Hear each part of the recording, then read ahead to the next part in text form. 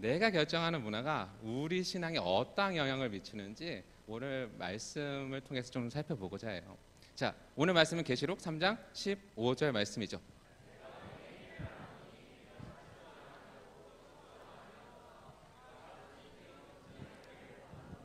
자, 이 말씀은 어떤 교회에 했는지 혹시 알아요? 어느 교회에 예수님께서 말씀하신지 혹시 알아요?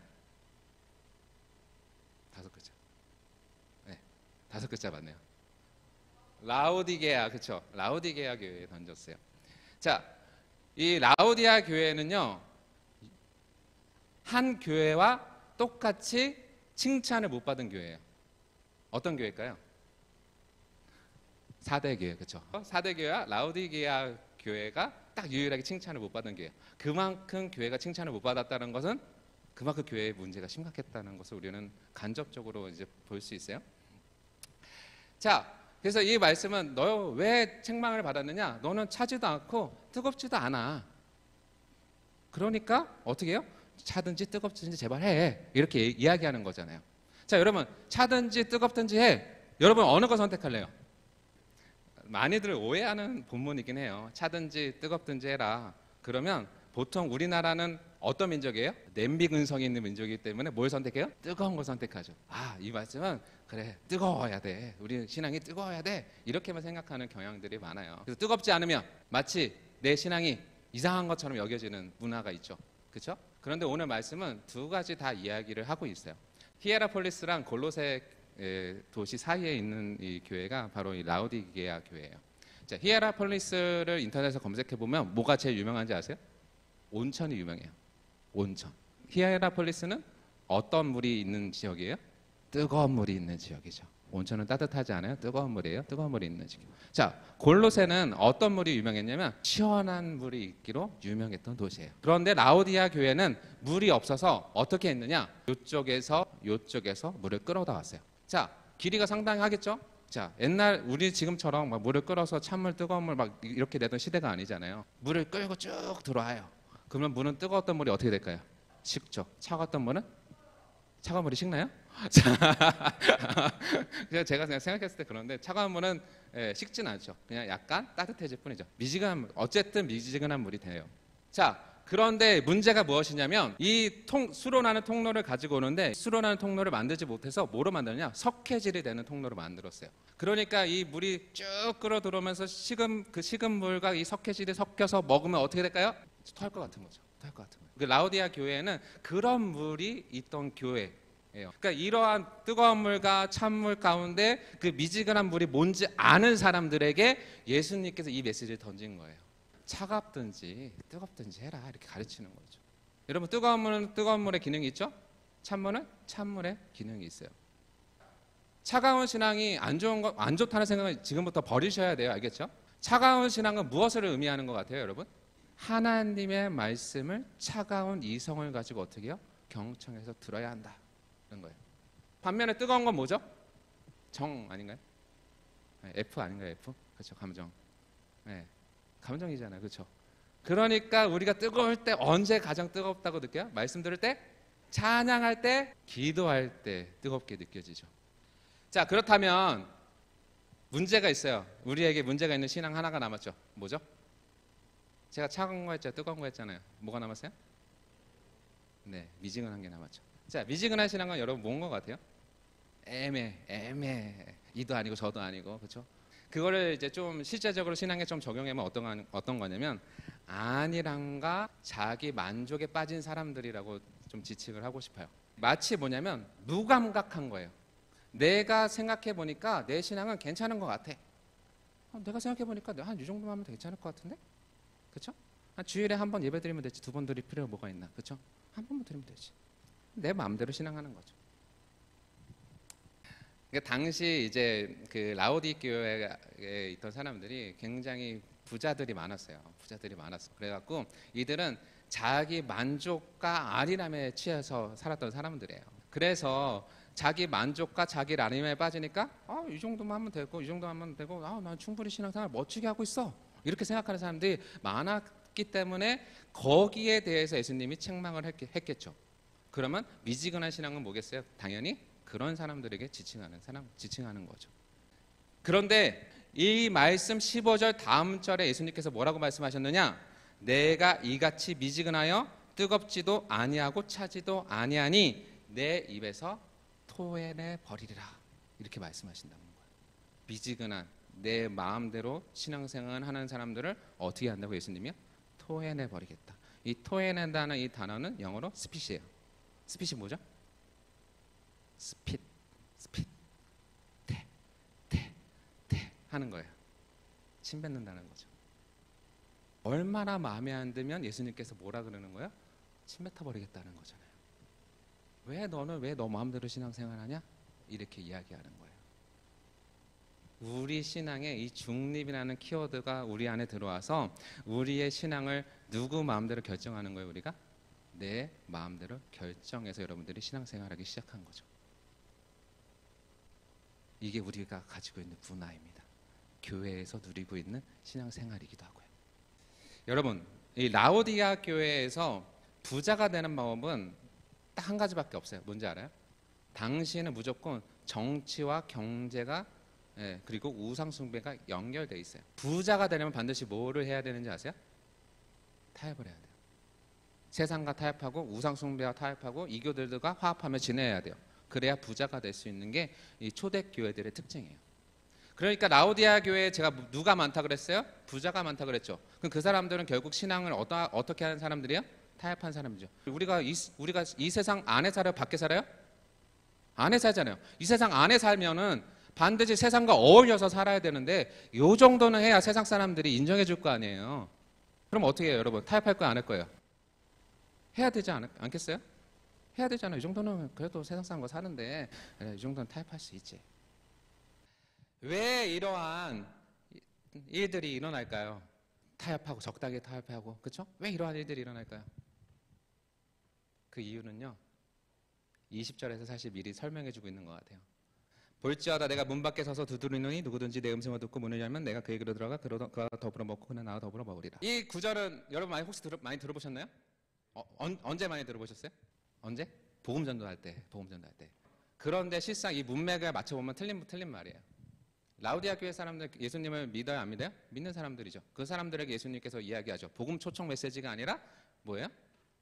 내가 너 두드리고 있어. 너 문 열면 돼. 이 말은 뭐예요? 예수님 믿는 사람들에게 교제하겠다는 거잖아요. 교제하겠다. 그러니까 라오디아 교회 사람들의 문제점은 무엇이냐? 바로 주님과의 교제가 무너진 거예요. 주님의 말을 듣고 말하고를 해야 되는데 그걸 안 하고 어떻게 하는 거야? 내 생각대로 그냥 내가 판단했을 때 내가 맞는 대로 그냥 내가 편한 대로 내가 생각한 대로 타협하고 하는 거죠. 신앙생활을 결정해버리는 거예요. 그러니까 어떻게 돼요? 차지지도 않고 뜨겁지도 않고 미지근한 상태가 남아있는 거죠. 그러면 어떻게 해야 주님과의 교제가 회복이 될까? 자, 18절을 보면 이렇게 기록되어 있습니다. 내가 너를 권하노니 내게서 불로 연단한 금을 사서 부요하고 흰옷을 사서 입어 벌거벗은 수치를 보이지 않게 하고 안약을 사서 눈에 발라 보게 하라. 이렇게 말씀하고 계세요. 18절에요. 자, 세 가지네요. 첫 번째, 예수님에게서 불로 연단한 금을 사서 부요하게 하라. 그렇게 하지 않으면 나는 너를 토해 버리겠다라고 이야기하셨어요. 그런 말이에요. 교제가 완전히 끊어져 버리겠다는 소리겠죠. 토해버리겠다는 거니까. 이 불로 연단한 금은 성경에서 딱 한 군데가 나오는데 베드로전서에 나와요. 자, 베드로전서에 나오는데 베드로전서 1장 7절에 나오는데 이 불로 연단한 금은 어떻게 만들어지냐? 고난과 역경을 통해서 만들어져요. 고난과 역경을 통해서. 불로 연단, 고난과 역경에 의해서 만들어진 그 금을 예수님에게 사는 거예요. 그 뭘 뜻하는 것 같아요? 예수님을 온전히 믿으라. 이 얘기를 하고 싶은 거예요. 예수님을 온전히 믿으라. 그러니까 예수님과 교제를 회복하려면 예수님을 온전히 믿어야 되는 거예요. 말씀을 듣고 읽고 보고 확신을 가지고 그대로 살아가는 게 예수님을 온전히 믿는 거예요. 다른 게 아니에요, 여러분. 쉽죠? 굉장히 쉬워요. 근데 우리 그렇게 못 살 뿐이죠. 굉장히 쉬워요. 온전히 믿는 건요, 어떠한 상황이 오든 어떠한 환경이 오든 그와 상관없이 나는 하나님 말씀대로 순종하며 살겠습니다라고 고백하는 거예요. 타협할 수 있을까요? 없을까요? 타협할 이유가 없는 거죠. 자, 그렇다면 온전히 믿기 위해서는 먼저 믿음에 대한 정의를 해야겠네요. 그렇죠? 지금부터 여러분은 차가워져야 합니다. 자, 믿음은 어떻게 생길까요? 자, 로마서 10장 17절 말씀을 아는 사람 손? 없죠? 자, 찾아볼 사람, 먼저 읽어줄 사람 손? 아무도 없죠? 제가 읽을까요, 그죠? 자, 그러므로 믿음은 들음에서 나며 들음은 그리스도의 말씀으로 말미암으니라. 자, 뭐로 난다고요? 들음. 뭘 들어요? 말씀. 그리스도의 말씀을 들으면서 뭐가 생겨요? 믿음이 생긴다. 성경이 그렇게 알려주는데요. 믿음 어떻게 생겨요? 말씀을 들어야 돼요. 말씀을. 차가워져야 돼요. 그래서 믿음에 세 가지 요소가 있어요. 이거 뭔지 아세요? 첫 번째, 지성적 요소가 있어요. 지적 요소. 예. 성경을 읽잖아요. 봐야 돼요. 말씀을 들어야 되잖아요. 그러면 그게 맞는지 틀리는지 판단해야 될 거 아니에요. 지적 요소가 작용해야 안 해요? 하죠. 그 다음에 두 번째 요소가 있어요. 뭐예요? 동의라는 게 있어요. 아, 판단해 보니까 맞는 것 같아. 지금 뭐 한 거예요? 동의했죠. 마지막 중요한 요소 하나가 있어요. 뭔지 아세요? 읽어보니까 맞아. 그 마지막에 그 맞으면서 끝나면은 믿음이 안 생겨요. 마지막 뭐가 있어야 돼요? 아, 확실해. 신뢰가 있어야 돼요. 근데 지성과 이 동의는요, 사실 우리 이성으로 가능해요. 신뢰는요, 불가능한 영역이에요. 오직 누구만 할 수 있는 영역인지 알아요? 바로 성령께서 여러분 안에 들어오셨을 때 그제야 비로소 말씀에 대한 신뢰, 확신이 생기죠. 그래서 믿음이 여러분 안에 믿음이 있는 거예요. 자, 두 번째, 흰 옷을 사서 입어 벌거벗은 수치를 보이지 않게 하라. 자, 라오디아 교회는 부자가 많다 그랬죠? 그럼 그들의 옷은 어땠을까요? 굉장히 화려했겠죠. 굉장히 겉으로는 화려하지만 사실상 예수님께서 라오디아 교회 사람들을 뭐라고 평가했어요? 벌거벗은 자라고 했잖아요. 그러니까 예수님께서 뭐라 그래요? 흰 옷을 사서 입으라고 말씀하시죠. 흰 옷이 상징하는 것이 무엇이냐면 바로 거룩한 성도예요. 거룩한 성도를 지칭하는 단어예요. 하나님의 백성인 옷을 입어라. 그 말은 뭐예요? 그리스도인으로서 정체성을 가지고 살아가라. 이 얘기 하시는 거예요. 그리스도인. 예수 믿는 사람이라는 소리잖아요. 다른 말로 하면 belong to Christ. 우리는 그리스도에 속한 사람이에요. 이게 가지 우리의 정체성이라는 거예요. 그리스도인들은 뭘 따라 사는데? 말씀을 따라 사는 사람들. 그리스도인들은요, 말씀을 따르며 살아가는 거예요, 여러분. 세상의 문화를 따르며 살 것이냐, 아니면 그리스도의 말씀을 따라 살 것이냐, 아니면 내 생각을 가지고 살 것이냐, 아니면 그리스도의 말씀하신 것을 가지고 따라가며 살 것이냐. 여기에서 우리의 정체성이 드러나는 거예요. 자, 마지막 세 번째, 영적인 분별력을 가져라. 그 당시에는 제가 분명히 타협하며 산다 그랬잖아요. 그러니까 그 사람들은 영적인 분별력이 있었어요, 없었어요? 없던 사람들이죠. 없던 사람들이요. 그런 사람들에게 안약을 사서 눈에 발라서 영적인 것을 보게 하라는 것은 뭐예요? 더 이상 타협하지 말면서 살아가라라는 말씀인 거예요. 자, 그렇다면 어떻게 해야 영적 분별력을 가질 수 있을까요, 여러분? 히브리서 5장 14절에 나와 있는데 이거는 그 한글로 한번 읽어드릴게요. 자, 단단한 음식은 장성한 자의 것이니 그들은 지각을 사용함으로 연단을 받아 선악을 분별하는 자들이다. 이게 히브리서 5장 14절 말씀이에요. 근데 영어로는 다르게 기록되어 있어요. 자, 한 번만 제가 띄우라 그러면 띄우라 그래야 돼. 자, 한번 다 같이 읽어볼까요? 영적인 분별력은요, 저렇게 계속적인 연습에 의해서 훈련되어져야 그러한 분별력을 가질 수 있어요. 근데 뭐로부터 뭐를 구별하는 훈련을 가져야 돼요? 악으로부터 선한 것을 구별할 수 있는 훈련을 해야 된다는 거죠. 계속적으로. 누구의 기준으로 이것을 결정하죠? 바로 하나님의 기준으로 결정하는 거예요. 하나님이 틀리다 하면 악이고 하나님이 맞다 그러면 선인 거예요. 뭐가 기준이에요? 여전히 말씀이 기준이죠. 말씀이 기준이에요.